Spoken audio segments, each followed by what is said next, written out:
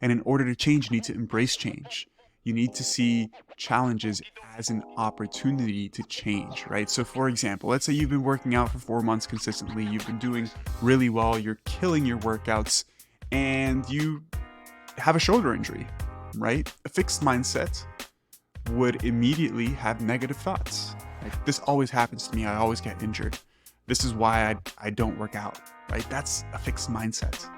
That is not helpful. A positive mindset would see that injury as, yes, it's a setback, it's unfortunate that I'm injured, but it's perhaps an opportunity for me to improve my technique, right? So that I don't get injured next time. Maybe it's an opportunity for me to get better at other physical activities that don't require me using my shoulder, right? Maybe instead of the next weightlifting for the next 3 months, I'm gonna play more basketball. What's up, friends? I hope you guys are all having an absolutely wonderful day. Welcome back to the show. Today we're going to be talking about a really cool topic, which often doesn't get discussed enough, which is strategies to help you overcome obstacles in your health and fitness journey. Because let's face it, we all face obstacles in our journey, whatever it may be, right? Whether it's like personal development, health and fitness, business, etc. There are obstacles along the way. And I guess some of these things that I'm going to be talking about today are going to be contextualized for health and fitness, weight loss specifically, but these principles can really carry over and be used to these different other aspects of your life as well. Before we get into it, if you guys are enjoying the podcast so far, I would appreciate if you took a second to rate the podcast. Hopefully you leave a 5-star review, or 5-star rating, I should say, and review the podcast if you've been enjoying the content. Honestly, this is the only thing I can ask of you. I do these episodes completely for free. They take a ton of time. They take a ton of effort. And if you just took a second to review and rate the podcast, it would help me a ton.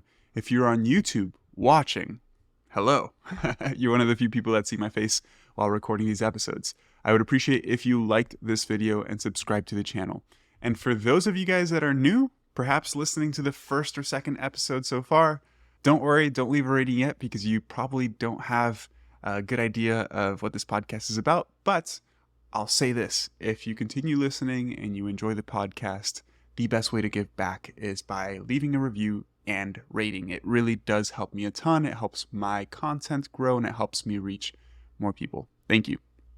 Anyways, let's go ahead and jump right into it. So oftentimes we talk about how to develop a plan, right? Like, hey, if you want to lose fat, if you want to build muscle, like these are the things that you need to do, right?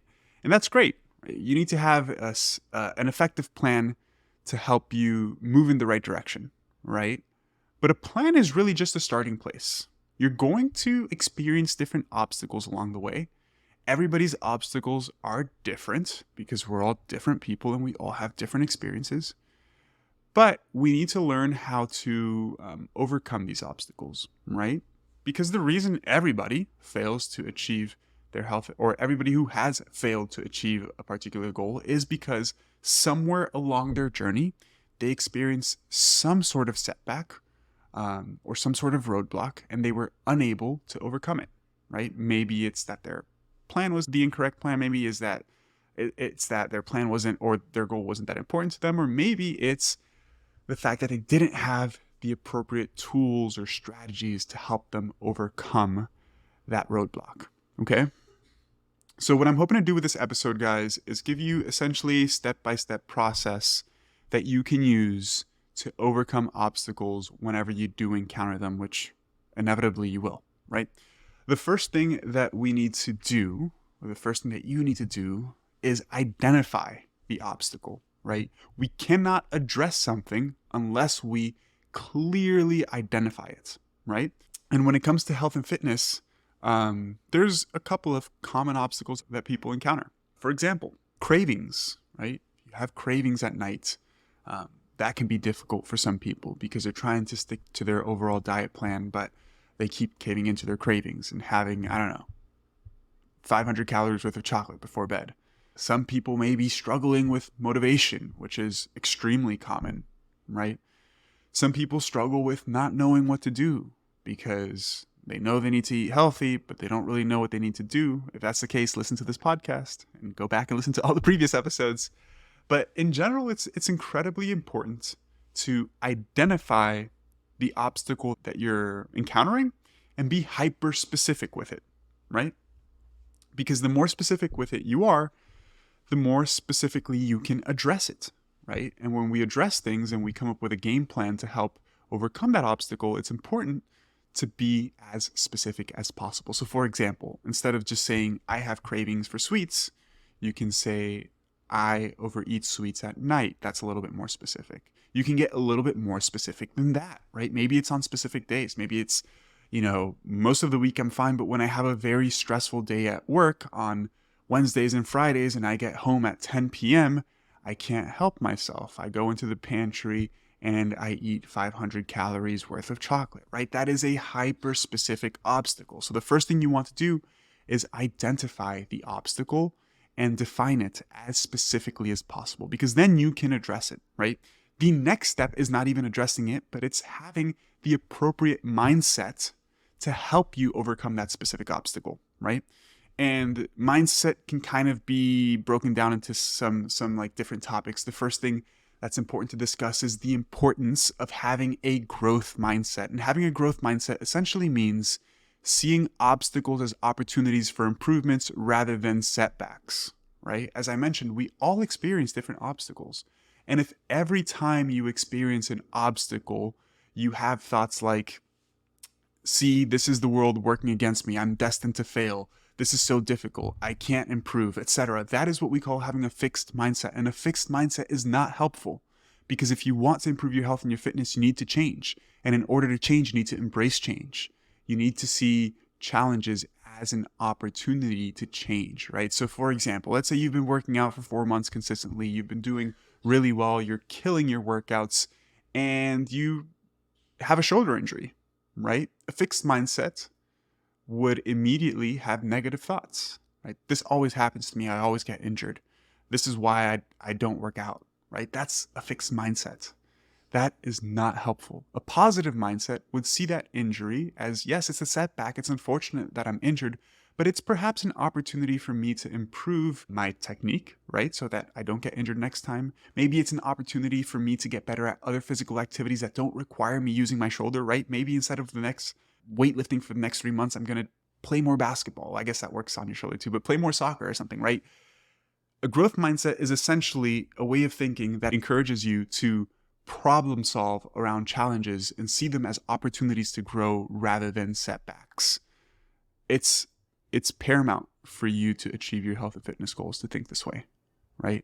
Second is not thinking dichotomously, not thinking that everything is white or black, good or bad, yes or no, right? Because doing so is not helpful, because you're not going to be perfect. You're going to do things incorrectly even when you try your best, right? Let's say you have this constant battle with cravings at night. And let's say you used to, go in the pantry and destroy 500 calories of chocolate, like I was mentioning, like 5 times a week, right? And you're working on this and you're improving, but you're still doing it like 3 or 2 times a week, right? Somebody who thinks dichotomously black or white still thinks I'm messing up. I'm doing bad. I can't do this, right? Whereas being more flexible and understanding that there is more of a gray area allows you to focus on the fact that you are slowly improving, right? I'm not doing this 5 times a week, even though it's a behavior I'm trying to change. I'm doing it twice a week, right? So not thinking dichotomously, not thinking of things as good or bad, understanding that there is a transitionary period that is required to actually change your behaviors, and your behaviors are going to change slowly. They're not going to happen overnight. You're not either going to do something or not do something. You are likely going to do something that you're not wanting to do, and you want to stop doing that, and you're slowly over time going to do it less and less and less. And it's important to not beat yourself up when you have a small setback, right? And that's why having a growth mindset and not thinking dichotomously is incredibly important. And the third thing there is having self-compassion, right?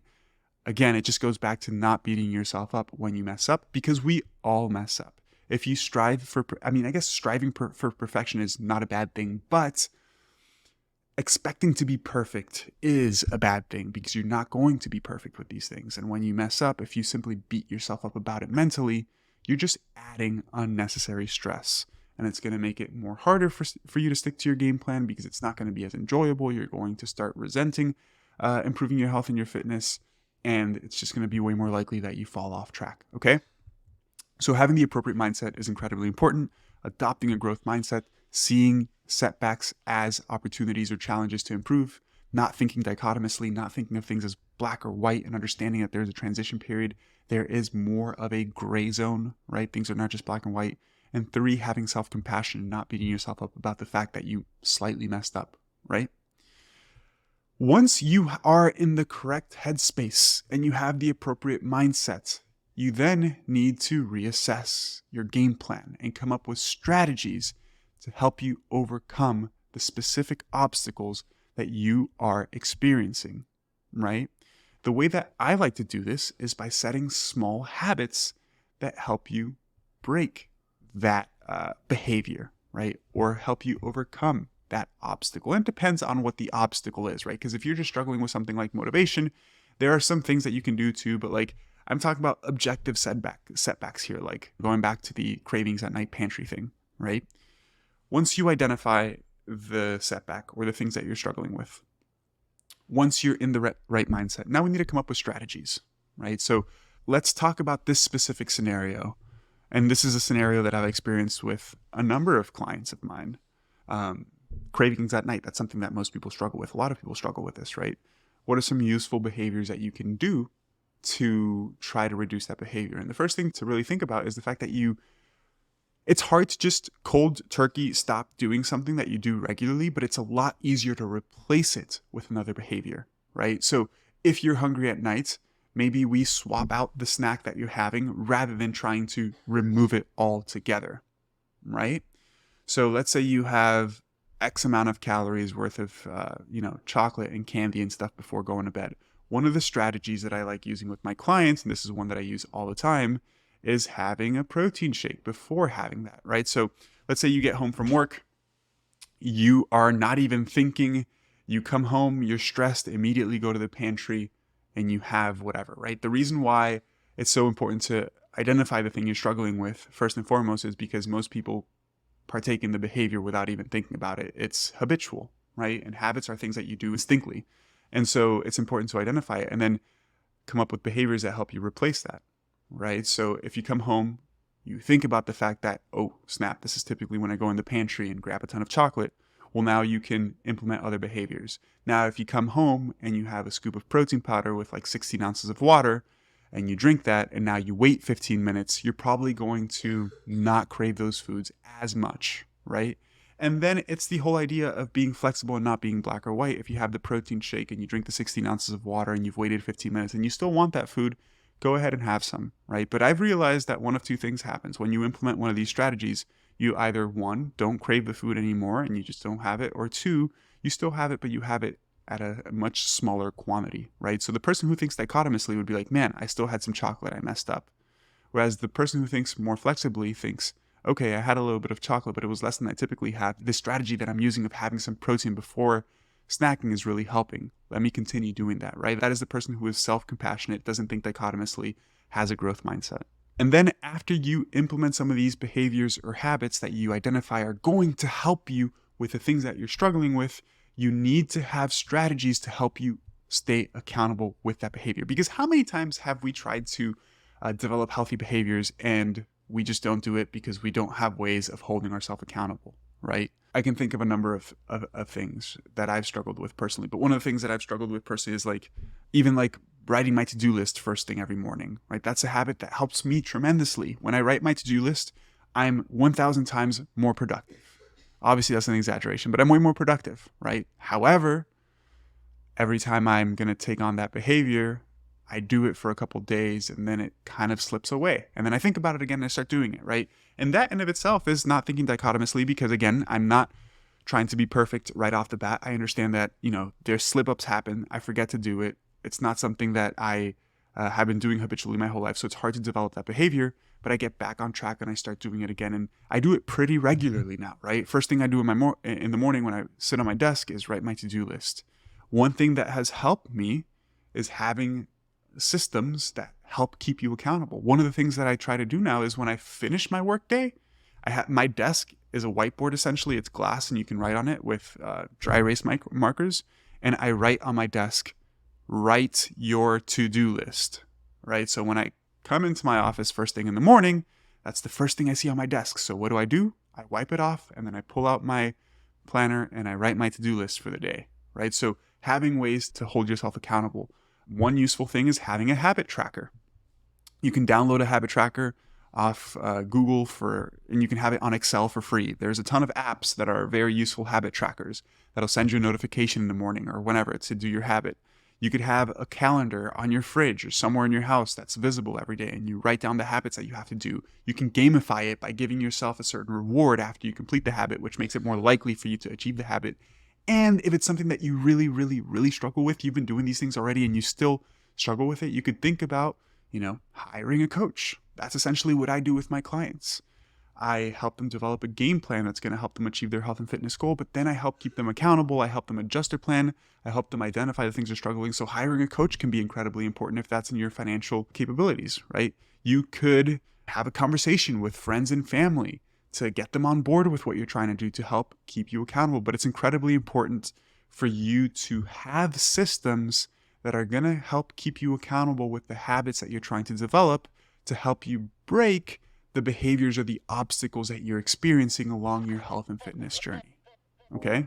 Hey guys, some of you may not know that I'm the scientific advisor for a supplement company called Outwork Nutrition. I help with the formulation of new products to help ensure that they're effective and backed by science. Unlike many other supplement companies out there, we don't rely on exaggerated claims or flashy marketing tactics. Instead, we let the science speak for itself. We take pride in formulating products that deliver real results, helping you achieve your fitness goals in a meaningful way. If you're in the market for supplements like protein powder, pre-workout, or recovery products, make sure to check us out at outworknutrition.com. And as a thank you for being an avid listener of this podcast, use code Joey for an exclusive discount at checkout. You can find a link to our website down in the description of this podcast episode. Remember, our goal is to empower you with science-backed supplements that truly make a difference. Choose Outwork Nutrition and elevate your fitness to new heights. So far, we've talked about identifying the issue, right? Having the appropriate mindset to tackle the issue.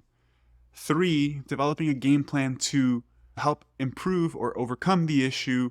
4, being able to have systems in place that are going to keep you accountable with those habits. And then 5 is the importance of celebrating small victories along the way, because celebrating small victories along the way is going to help make that habit stick, right? If you use positive reinforcement, if you encourage yourself positively, the things that you're doing are going to become more enjoyable, so you're going to be more likely to actually stick with them, right? For me, the positive reinforcement of making my to-do list is seeing how much more I get done. And then seeing how much more I get done in less time gives me more time to enjoy with my family. It makes me more productive with work, which means that I'm doing better financially, which means that I'm doing better and making more progress in all the things that I'm trying to accomplish in my professional life.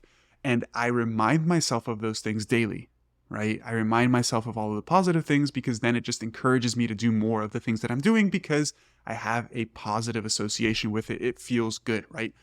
Like, life is all about running away from difficulties and running towards pleasure, right? So if you can make these things more pleasurable and less uncomfortable, and one of the ways you can do that is by celebrating these small victories, then you're more likely to achieve it, right?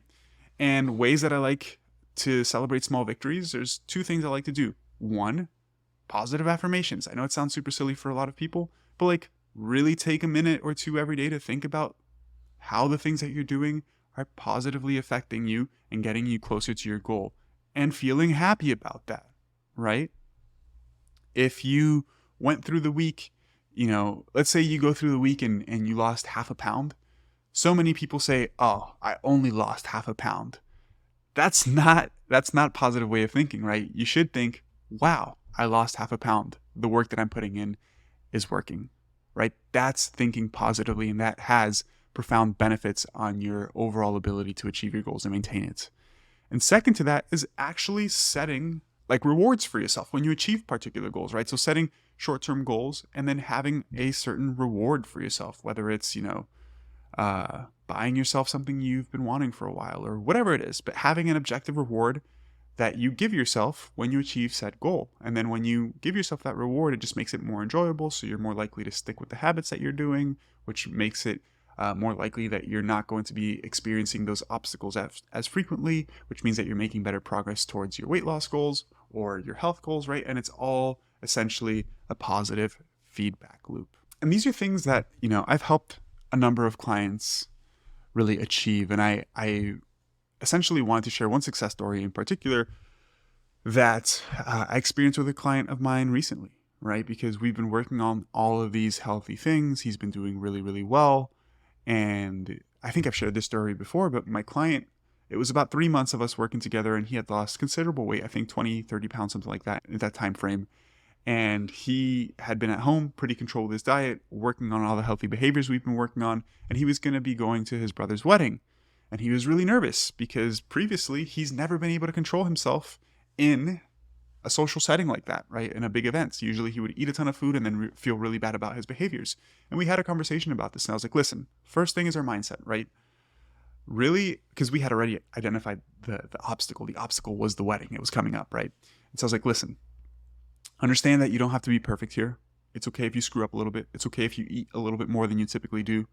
We're not thinking about things as black or white here. It's not you either did well or didn't do well. The goal is to do a little bit better than you have previously, right? And every time you experience one of these things, do a little bit better than the time you did previously. And if you have a setback, it's okay. Continue to work towards these things. I encouraged him to think of this situation as an opportunity to learn rather than being scared of the situation. That's where the growth mindset comes in, right? Think of this wedding as an opportunity for you to practice all of the things we've been working on in a controlled setting and now a less controlled setting.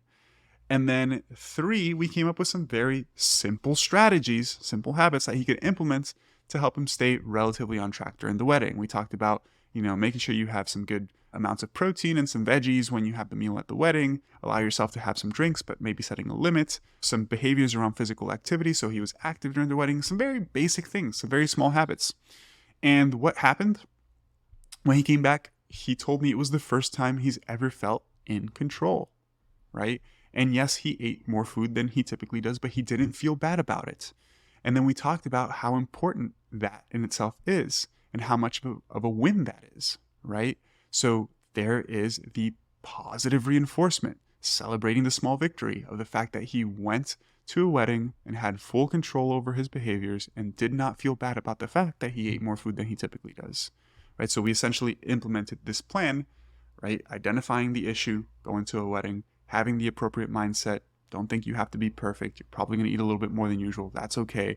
Embrace this as an opportunity to grow. 3, implement a game plan. I just mentioned some of the things that we implemented. And 4, celebrate doing well.